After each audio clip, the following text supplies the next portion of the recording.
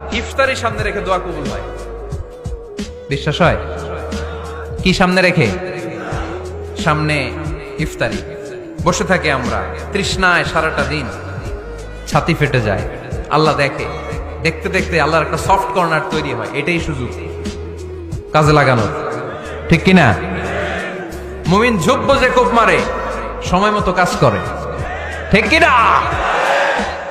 আল্লাহ তখন ফেরেশতাদেরকে জিজ্ঞেস করে, এই ঘটনা কি? খায় না যে?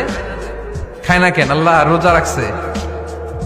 এগুলো কি? রোয়াবজা, পেঁয়াজ, আলুর চপ, বেগুনি, মুরগির রান। খায় না। খায় না কেন? ওরা যে ক্ষুধার্ত। আল্লাহ আপনার ভয়ে।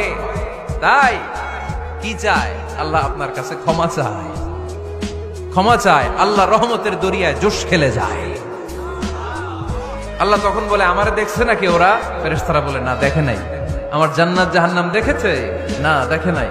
আমারে না দেখে, জান্নাত জাহান্নাম না দেখে আমার এত ভয় করে। যাও, আজকের এই রোজার বিনিময়ে এখন বান্দা যা চাইবে সব কবুল করে নেব।